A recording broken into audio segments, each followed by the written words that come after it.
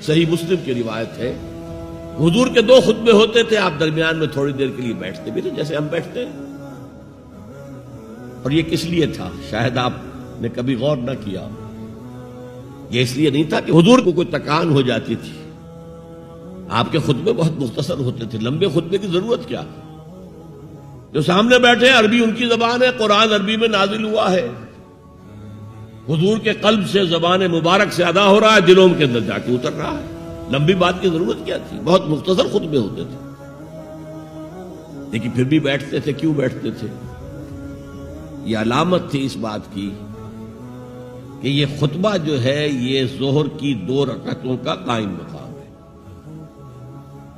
ظہر کی 4 رکعتیں فرض اور جمعے میں رہ گئی 2، بقیہ 2 کے قائم مقام یہ 2 خطبے ہیں۔ لیکن خطبوں میں کرتے کیا تھے؟ یقرأ آیات من القرآن، قرآن کی آیات پڑھ کے لوگوں کو سناتے تھے، وَيُذَكِّرُ النَّاسَ، اور اسی کے حوالے سے نصیحت کرتے تھے، بس اللہ تعالیٰ خیر۔ خطبہ نکاح ہے حضور کا، 4 آیتیں اس میں ہیں صرف، ایک سورہ آل عمران کی آیت ہے، ایک سورہ نساء کی آیت ہے، 2 سورہ احزاب کی آیات ہیں۔ آپ نے اپنی طرف سے کوئی وعظ کہا ہی نہیں اس میں۔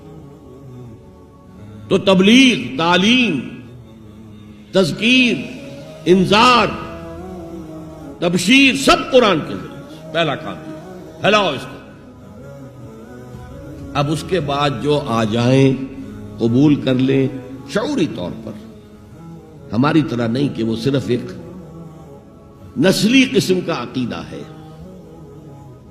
ظاہر بات ہے اس وقت جو مان رہے تھے وہ تو دل یقین کے ساتھ مان رہے تھے نا، انہیں پتا تھا ہمیں گھر بار چھوڑنے پڑیں گے، ہماری بیوی ہم سے علیحدہ ہو جائے گی، والدین ہمیں گھروں سے نکال دیں گے، اور مارے پڑیں گی نوجوانوں پر اور غلاموں کے اوپر تو جو بے پناہ سختیاں ہوئی ہیں۔ تو ظاہر ہے جب تک یقین دل میں کامل پیدا نہ ہو جائے کوئی بھی زبان نہیں کھولتا تھا کہنے کے لیے کہ اشہد ان لا الہ الا اللہ واشہد ان محمد رسول اللہ۔ تو جو آ گئے ایمان کو قبول کر لیا، اب ان کو جمع کرو، منظم کرو، آرگنائزیشن،